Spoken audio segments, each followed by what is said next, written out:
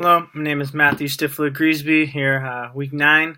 I'm doing my presentation, Fighting in the National Hockey League, PE 584, Professor Allstott, Spring 1. So I'm going to go ahead and head into my slides. So first slide, introduction. The purpose of this study is to examine how NHL players, ex-players, coaches, personnel, and fans their view of fighting in hockey and if it's beneficial or harmful for the game or to the game. So a couple of my central research questions for this is, A, is it beneficial or harmful for the NHL to allow fighting in hockey between players? The second one was, does fighting in hockey lead to a safer game? And third, does fighting in hockey lead to increased injuries? And so these are a couple of the questions that I've come across while doing some research on it, and so I wanted to dive in and see what other things, what people think about when it comes to fighting in hockey. So first off, I grew up as a Christian, slide 3. So fighting was never appropriate and highly discouraged. My mom and dad always told me to try to make fighting the last resort when it came to things, and never been in a fight before in my life. My brother and I have actually never fought. Being a couple years apart, which is crazy to think when I talk to other friends, but we've never gotten to that point. We were always told, turn the other cheek, do as what Jesus did and taught, to avoid and try to talk things out. However, I do believe though in the Bible, and I know this is a little off of fighting, but Jesus did demonstrate aggressiveness. And controlled anger, and I think that's appropriate as a Christian. That there's going to be times where we get angry, but as long as it's controlled and it is used in a specific point of view, I think it's okay. My one example is Jesus flipping the tables in the temple courts when he walked in. It's both in Matthew and in John, the two Gospels, where it talks about Jesus, being distraught and upset with the people selling things in the temple. And so he, made a whip and started flipping tables. And so, although that's not fighting, that is aggression. And I think it's okay for Christians if we can demonstrate controlled aggression and be angry. And so I think that was okay. And my last point, Stu Grimson was a fighter, an enforcer in the NHL for a long time. And he believed that, and what he believed, he was Christian, but what he did state was, who better to protect someone than a Christian? If you're on the ice, who better to protect you than a Christian brother who's looking out for you? And I think as a Christian, that's the big thing is, we're supposed to look out for others, whether it's ourselves or, someone that's not a Christian, be as a good Samaritan and take care of other people. And sometimes that may lead us into maybe fighting or being aggressive and protecting our own or protecting someone else. So, going into the next slide. These are my 3 different articles. First one, a systematic video analysis in the National Hockey League of concussions and how they occur. Concussions are a huge issue nowadays in sports, and so I've heard a lot of flack about fighting and how that can cause concussions in hockey. And so the purpose of this was to present information on how concussions occurred and happened in the National Hockey League. And so the digital video recordings of the diagnosed concussions from the NHL were provided to the researchers of this. And so they got to view every recorded concussion. They were able to view the video evidence and see how the concussion occurred and got to witness what type of hit it was, whether it was aggressive, whether it was a shoulder and elbow to the head, or was it the skater or hockey player falling and hitting his head on the ice. And so it was really good. That was the procedure of just watching the videos.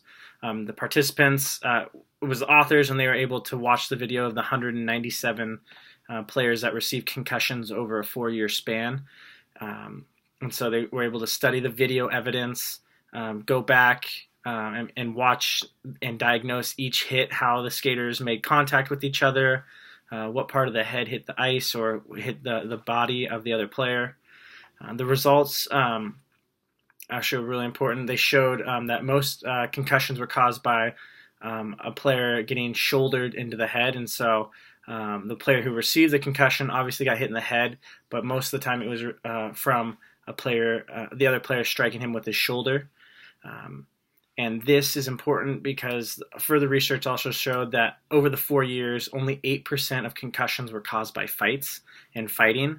There's 16 total fights, and actually 12 of them they stated were caused by the players falling to the ground and hitting their head on the ice. And so really 4 concussions over 4 years from stand-up fighting. So this research is important to me because it shows me that concussions happen in hockey, but most of them are not caused by fighting. And so that was something that was really important. Going to the next slide, fighting, winning promotions in the ECHL, which is a lower hockey league, not the NHL, but the purpose of the statement was to investigate how fighting related to the increased attendance of hockey games and if it was beneficial to the game as a whole. The authors are the only participants, and they gathered previous evidence of hockey attendance from the ECHL's official website, where they could track the attendance. They could also track the fights of every game, and they specifically looked at the home games and how attendance played out for the next home game for that team if there is a fight in the first home game. And so they tested the impact of how crowd attendance came for the game of a fight and then also following the fight. The authors of this research concluded the results showed that there was if there were increased amounts of fights, then more fans would come.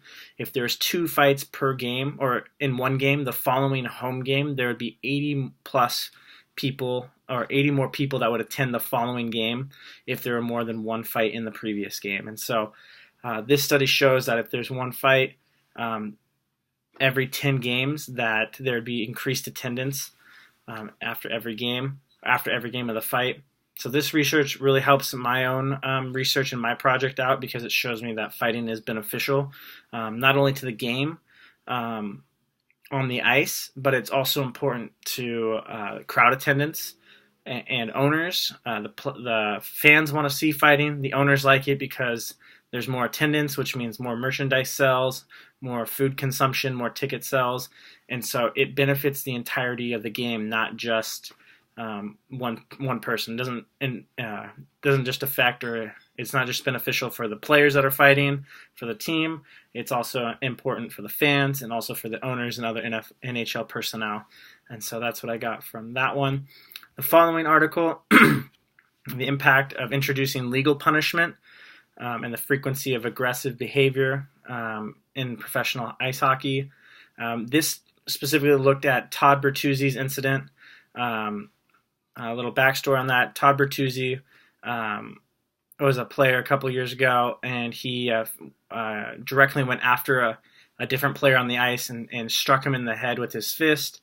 On the way down, the other player hit his head on the ice, had a concussion, damaged some vertebrae in his neck, and it actually went to court. That player took Bertuzzi to court, and so legal punishment happened to Bertuzzi where he was fined. Following this, the NHL provided stiffer punishments for fighting.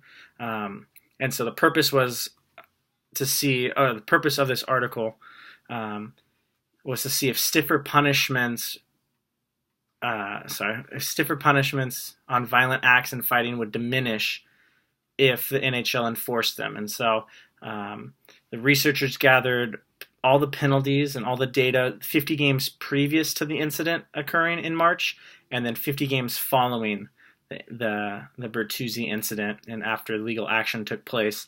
So the 2 authors were the only participants that in the study, and then they gathered all the information off of the NHL's official website, where it tracks all the penalties along with all the other statistical analysis of every game. So the results showed that the aggressive penalties reduced only 1.3% following the legal action.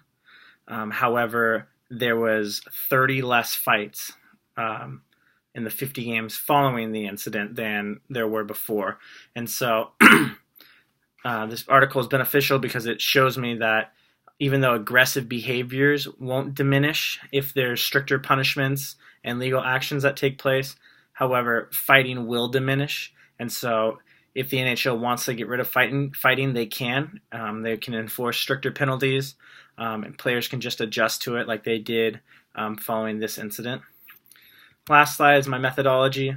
My method, I'm doing a mixed method. I'll be doing survey questions and also a couple interview questions, a short answer questions. Procedure first, though, after receiving authorization, reaching out to participants. I've got about 20 who said they're interested in helping out, and with I'm feeling out more or getting more people also to attend and help out. I'm informing them, so I sent out an email asking them for their involvement, and then a little bit of information about what I'm doing, so they have a little bit of a backstory, so they're not blindsided by what I'm doing. After I receive consent from each of the participants, I will give them their survey either via email or face-to-face. If I'm interviewing them, I have a couple ex-players that have said that they want to interview, and so I'm going to interview them. I've got two different survey/interviews, one geared towards ex-players and players and coaches. I haven't gotten in contact with coaches yet, or I haven't received any feedback or word back from them, but I'm hoping to. But at least from the ex-players and players, I've got a survey and some interview questions directed towards them. I've got 15 demographic questions. For the players, I've got 12 Likert-style yes, no, and rating questions. And then I've got 4 open-ended interview questions / just fill-in questions for them. And so my plan is to have them fill those out so I can get a player's perspective on fighting and how it affects the game. And then for fans and people that enjoy watching hockey and being a part of the game, I've got 15 demographic questions, 10 Likert scale questions, and then 5 open-ended questions. And I also plan on using some of these open-ended questions to interview fans as well. And it also brings a part of how, or what I've gathered to, is fans that have only been fans of hockey for a year or two to those that have been fans their whole life. And then also fans that played hockey and have experience playing hockey and the thrill of it and just enjoyment of the game to fans that haven't experienced it at all, that just strictly watch it, just so I can get a broader horizon of different answers and what they feel.